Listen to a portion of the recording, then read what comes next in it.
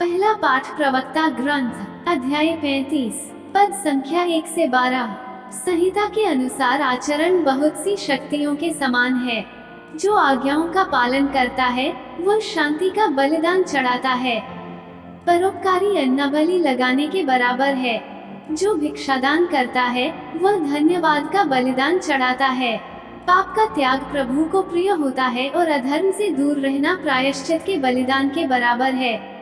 फिर भी खाली हाथ प्रभु के सामने मत जाओ, क्योंकि ये सभी बलिदान ऑर्डर के योग्य हैं। धर्मी का चढ़ावा वेदी का शोभा देता है और उसका सुगंध सर्वोच्च ईश्वर तक पहुंच जाता है। धर्मी का बलिदान सुग्राह्य होता है, उसकी स्मृति सदा बनी रहती है। परमेश्वर की स्तुति करते रहें। फर्स्ट सनसेट के वे में कमी करें। प्रसन्न मुख होकर दान चढ़ाया करो और खुशी से दशमांश दिया। जिस प्रकार सर्वोच्च ईश्वर ने ईश्वर दिया है, उसका प्रकार तुम भी उसे सामर्थ्य के अनुसार गलत ढंग से दो। सुसमाचार मरकुस अध्याय 10 पद संख्या 28 से 31। तब पेत्रुस ने कहा, देखिए, हम लोग अपना सब कुछ छोड़कर आपके अनुयायी बन गए हैं। ईसा ने कहा, मैं तुमसे यह कहता हूँ, ऐसा कोई नहीं जो मेरे और सुसमाचार के लिए घर, भाई बहनों, माता पिता, बाल बच्चों या फील्ड को छोड़ दिया हो, और जो अब इस लोक में 100 बहाना ना पाए घर, भाई बहनें, माताएं, बाल बच्चे और खेत, साथ ही साथ अत्याचार और परलोक में अनंत जीवन। बहुत से लोग जो अगले हैं पिछले हो जाएंगे और जो पिछले हैं अगले हो जाएंगे।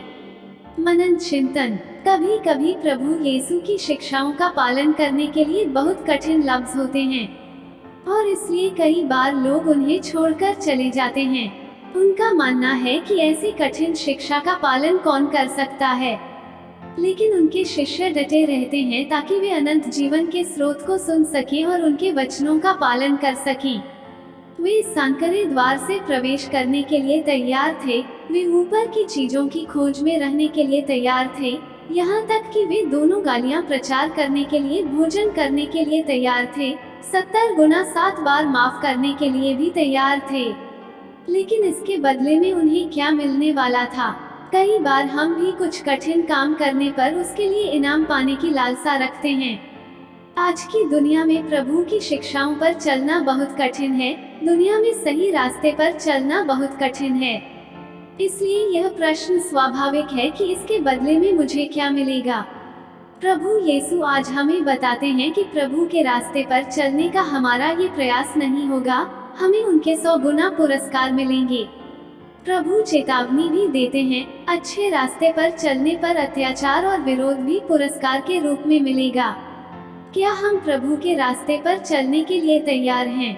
आमीन।